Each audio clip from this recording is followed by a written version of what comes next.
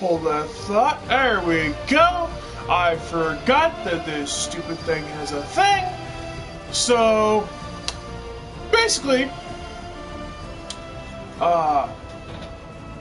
Survivor Series, as I was saying, just got over with. Like in the last 5 minutes or so, give or take. And, oh boy! As it were. First off, the kickoff was 2 hours. Really fucking boring. I don't think the kickoff should be 2 hours if they're only going to do one pre-show match or kickoff match, whatever the fuck you want to call it. But they did, and it was boring, and I damn near fell asleep. The match on the pre-show was the tag team Survivor Series match, 10 versus 10. So you basically had 5 teams from Raw, 5 teams from SmackDown. I do believe... Oh, not saying I do believe, but anyways, the Usos were the sole survivors for their team on Team SmackDown. Someone else. Yeah, it was... Well, I'll get to that in a moment. Highlights for the match. Really, the only real highlights for the match that I could say is that during the match, it looked like Kalisto blew out his knee or something, because early on in the match, he did some of his usual high-flying stuff, and then rolled out of the ring after tagging out, clutching his knee, and Grand Metalik, a fellow Lucha House Party member, actually replaced Kalisto for the remainder of the match that they were in the match. So there was that. I do believe the Usos won over the Revival, if I'm not mistaken. At one point it was a major super kick party with the Usos kicking Dawson and Wilder all over the place. So yeah, that was fun. Gonna avoid the giant here because I don't feel like dying just yet. In case those of you that are watching this review are concerned more with the game. That being said, back to the review. The actual pay-per-view started with the Women's Survivor Series match, where Team Raw ended up winning with Nia Jax as the sole survivor over Asuka. Notable things to point out about this match was the fact of Mandy Rose was revealed as the 5th member of Team SmackDown, and the duo of Sasha Banks and Bayley were chosen to replace Ruby Riott and Natalya during the kickoff show because Ruby and Natalya began fighting over the stupid Anvil Neidhart glasses, and can I just say that's really a stupid fucking storyline? Because it is. It really fucking is. Because, I mean, she still has her father's jacket, which I would find far more valuable than some stupid-ass pair of shades. Maybe that's just me, but there it is. Anyways, notable moments of the match besides all the replacements and shit was the fact that Sasha, it came down to Nia and Sasha for Team Raw, and then you had Asuka as the only member of Team SmackDown. And Nia essentially screwed Sasha over by shoving her off the top rope and forcing her to the floor. Like, well, not to the floor, but to the ring where Asuka was pretty much waiting. And after Asuka eliminated Sasha, Nia freaking picked the bones, as it were. Fat piece of crap. The sad thing is, I don't normally insult fat people, folks, but Nia pisses me off. Because she has a tendency to injure people a lot. Don't believe me? Ask Zelina Vega and Becky Lynch. Because both of them have been injured by that fat sack of crap in as many weeks. 2 women, 2 weeks. It's kind of ridiculous, folks. Just saying.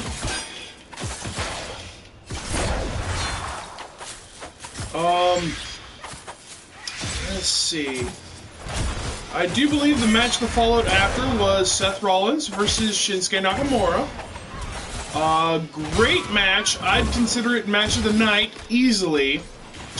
And, it pretty much ended with, Rollins actually beating Shinsuke, with a, curb stomp. I cannot remember what he calls it, but there was like a series of reversals, and amazing kickouts. You really should go see the match for yourself, rather than hear me butcher, explanation for it. But yeah, there it is. It was a great match. Then you had AOP versus The Bar. And the AOP won, but the thing that made it kind of crap was the fact that they won because The Bar, and more precisely, well, Big Show and The Bar, were more focused on the fact that Drake Maverick pissed himself out of fear of Big Show. That AOP were just able to capitalize from that point on. If I'm being completely honest, that's kind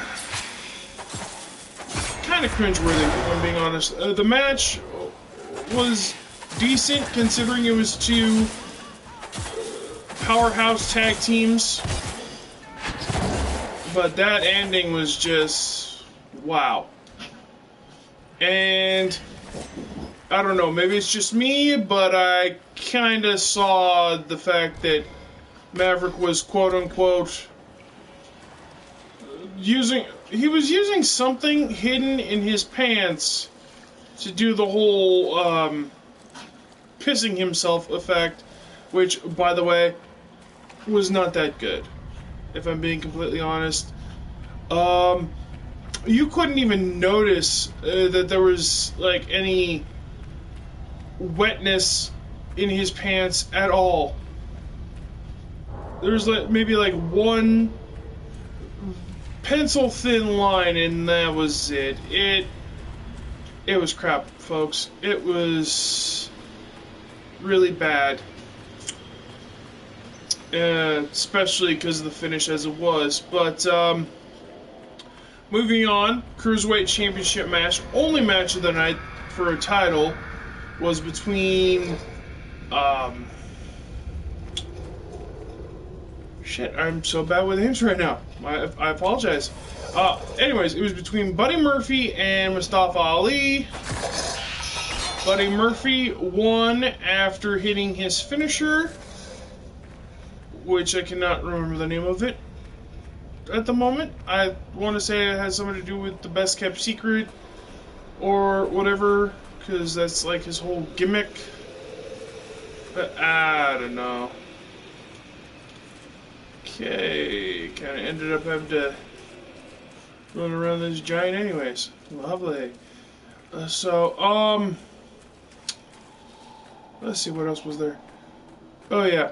And then after that, we had the men's 5-on-5 Survivor Series match.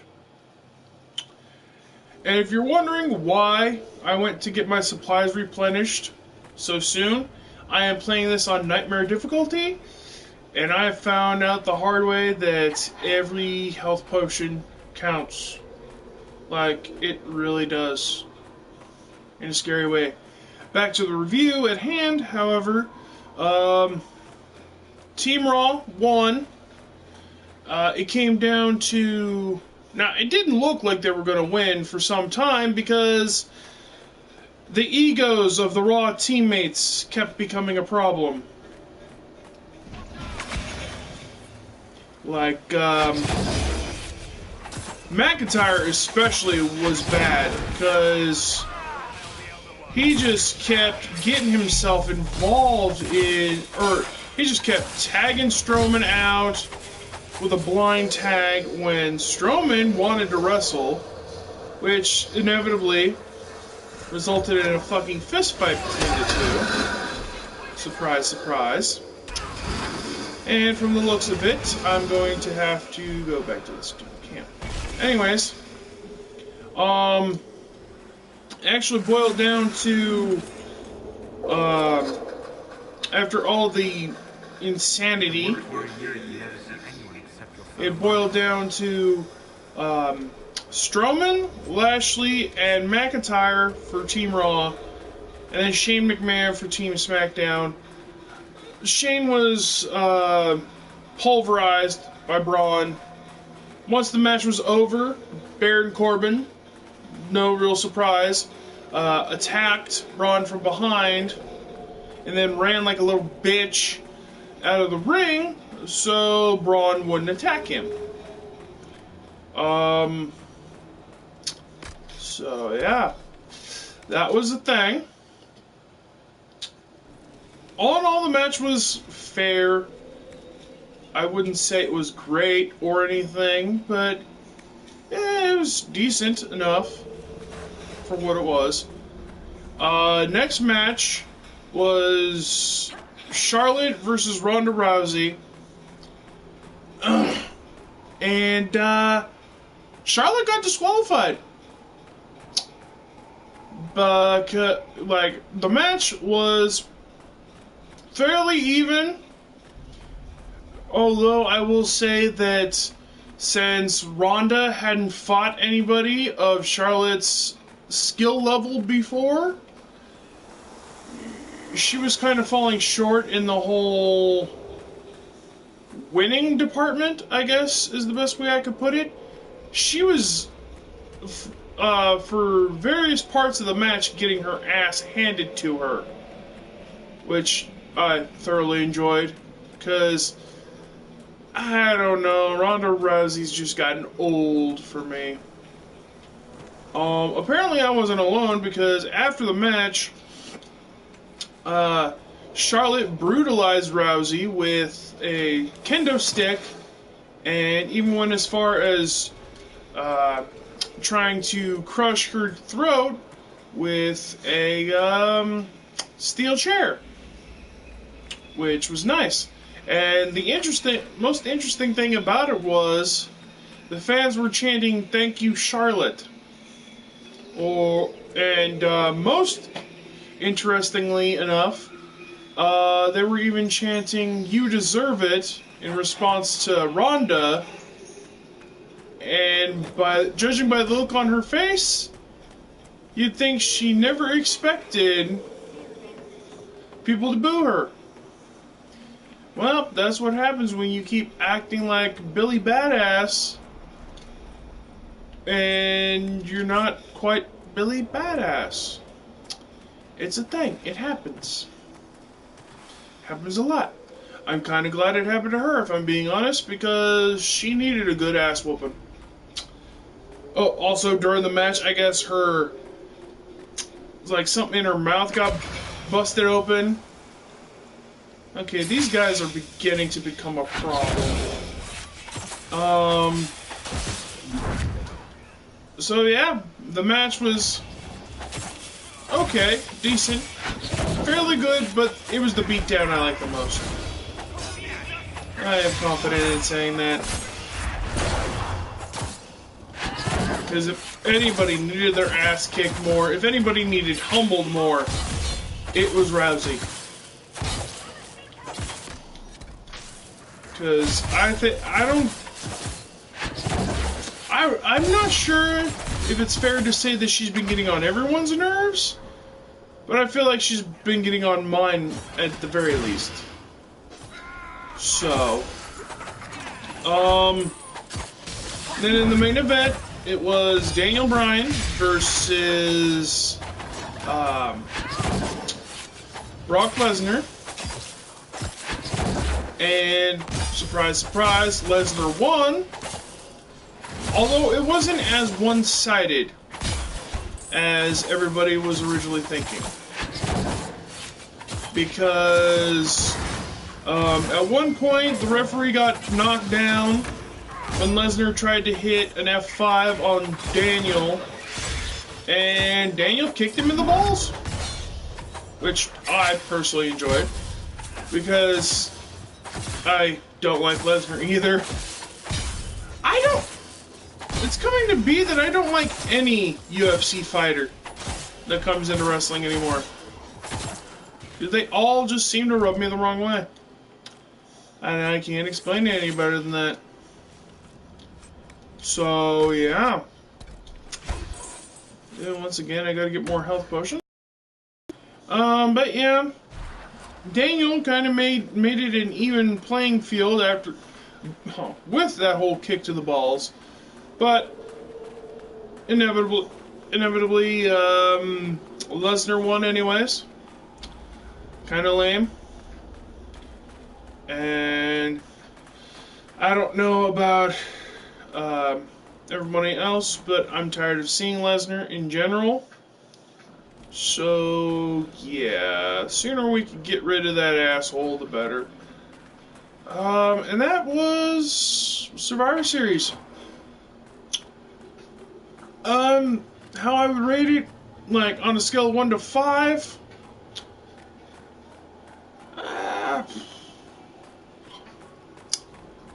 I'd say 3, maybe 3.5.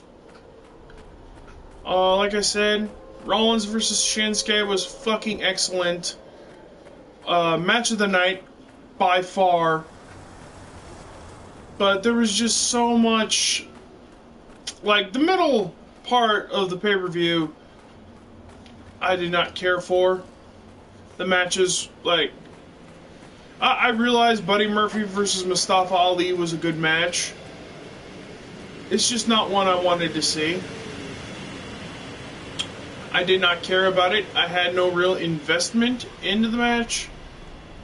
And the tag team match between AOP and The Bar, by far the worst match of the night. I am confident in saying that. So yeah, I think I'm going to stick with my 3.5. And, I know this probably lame or whatever, because I'm not as charismatic when I'm doing these solo, I found. But maybe I'm wrong. If you would like to see more videos of this nature where I discuss wrestling and all that good stuff, go ahead and, you know, in general, just leave a like, comment, subscribe, share with your friends, all that good shit. And my Land of Insanity series. I'm about to start work on issue 72 is the one I'm going to be working on next. Had to think about that for a little bit, but yes, it is issue 72. It's coming up next.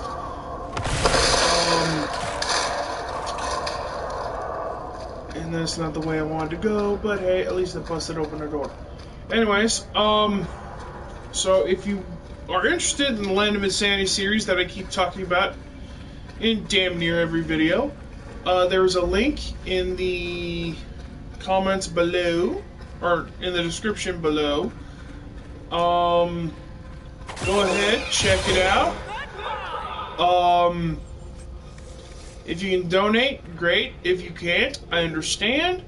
Just go ahead and share it with your friends. Spread the word. And, hope to see you guys next time, Wednesday, when we are doing the, oh, what are we doing? Oh, yeah. We're doing, we're continuing Garrett's God of War 3 gameplay walkthrough. Unless, new DLC characters for 2K19 comes out, in which case we'll be doing that. That being said, thanks for tuning in, everybody. Appreciate it.